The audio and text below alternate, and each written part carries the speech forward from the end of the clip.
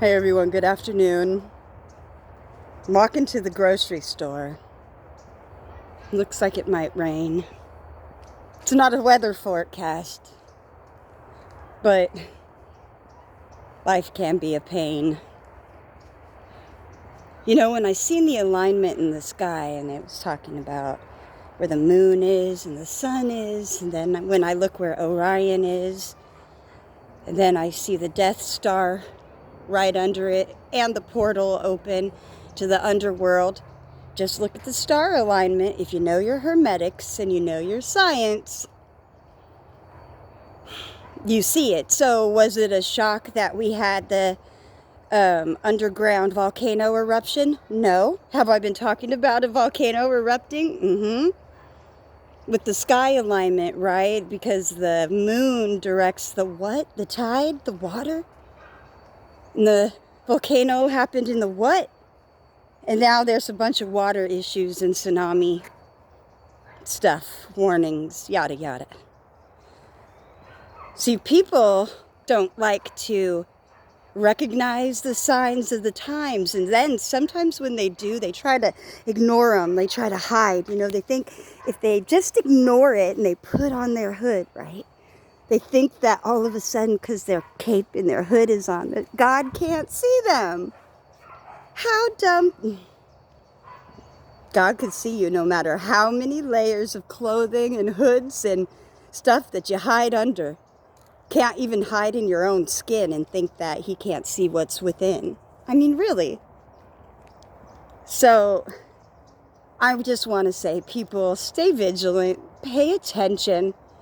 If you know there's nothing new under the sun, and if you know that history repeats itself, then you should be able to, hello, you should be able to look at the history and say, okay, what happened today in history?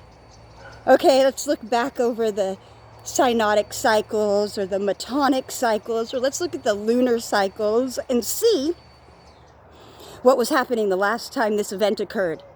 That's a real good indicator of what's to come. Why? Well, there's nothing new under this fake simulated sun. You know, there's the real sun and there's the fake one. You got to be able to differentiate which is which, right? Stay vigilant. And stop turning on people, you guys, because what I'm seeing happen a lot is that people are becoming real assholes, like real Lucifers, like real phosphorus, like stinky hell. But, I mean, people, don't be assholes to other people. If you don't have nothing nice to say, you remember, don't say anything at all. Or if it's not beneficial. I mean, sometimes we have to say things that aren't necessarily nice, but they're heartfelt, then they'll help the other person. And when you say it, you know it might sting for a second, like ripping off a Band-Aid, but it'll help them in the end. That's different than speak. If it'll help a person with their growth, like real soul growth. But if it's not, and it's just a dig, and it's just something that you said because you're in a bad mood, or because you don't like someone, don't do that to that person. They don't need help digging that grave that they're on their way to if they believe in it, which I don't. I think death is contagious. I think it's making the rounds. I could certainly see it. You know, by the way, nope, I'm not going to go. Never mind. Some things are better left unsaid or spoken. Never mind. I'll go off on a tangent, and there's like all kinds of different people walking by, and then I get embarrassed. Typical story of my life. Hello. So I start like not talking. I gotta stop that. I have a fear sometimes of talking, not because I'm talking shit, not because what I'm saying doesn't make sense, but oftentimes I feel like people just don't give two fucks to hear it. But I like to hear it. I like to hear me. Don't you like to hear you? I mean, I'm not saying be one of those egos that likes to talk to hear yourself. But I mean, if it's making sense, yeah, you're good company. Me, you could leave me alone by myself, and I will entertain myself. I like my company. I rather find myself pretty enlightening. I think I'm fucking funny as fuck. I'm smart enough. Sometimes it's a smart ass, but I don't, not in a mean way, but, you know, I like my company. And I hope you like yours too. Now, with the signs of the times going around and, you know, things being the way they are in this world, wouldn't you rather just go into your soul house and inside of you and say, I'm the shit? Not the stinky kind, but like meaning I'm good. I'm gonna be okay. I'm gonna be all right through this. We gonna make it through this. This is we're gonna make it. I know this is hard, but it's just another challenge, and I've made it through life's other challenges this far. So why wouldn't I make it now? But you got to make wise decisions. Sometimes we got to change. Like I had belief systems that I was conditioned to believe were the truth.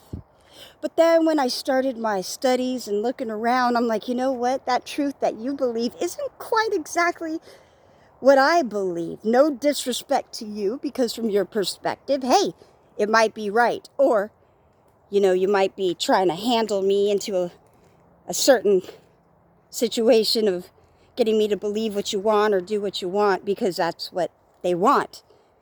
So you got to take control of your own self and say, what do you want? Self? Hi, self. What do you want? Go for that. What's in your soul house? What brings you joy? What makes you happy? What makes your soul glow? And I'm not talking about the products that, you know, might end up on the back of some people's, furnitures back in the day. But hey, you know, what makes you happy? What makes you just say, you know what, life isn't so bad? We need more of that.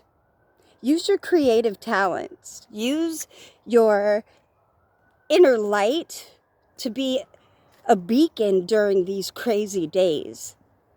Because we're not crazy. We're not a Dybbuk, a wandering uterus, an insanity, a cycle of insanity.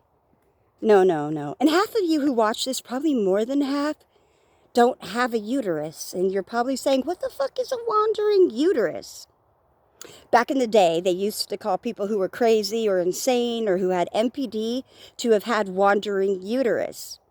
They then changed that into the word Dybbuk, which meant a demon. It's a sexual demon. And, well, we don't want that. We don't want no wandering uterus. We don't want no insanity, because back then they believed that. Well, never mind. I did a video on that. Go to my Dybbuk video. Or Little Da Vinci and I did a song, a cipher and a song on the Dybbuk. So maybe we'll release that soon. Or not. I don't want to release a Dybbuk. That's not quite what I meant. But I meant information on it so that you would be aware of it. So you could be wise to the I can't even say it. Wise to the devices of the devil, the enemy, the bad guy. So if you could see the signs and if you know the languages, because there are a lot of them, some of them are magic. Yeah, some of them are not. But it's good to know these different things so that you're not deceived. Not so that you can follow each one of them and say it's your belief system, but if you could see other people's belief systems, it'll help you to be more compassionate to others, because although, again, you know, we come from different places, generally we want the same thing. And oftentimes when we see something we don't understand, we think it's something that's evil, when that's not the case. Just because you don't know it doesn't mean that the other stuff is evil. It's just perspective. Anyway, you know what? I'm rambling off on a tangent and I'm going through a tunnel, so maybe I'll turn this video off for now and I will just get back to it shortly. But sometimes it's good to walk through the dark. Sometimes it's good to recognize those shadows, because the only way to fix yourself and change is to find the darker you and bring it to light.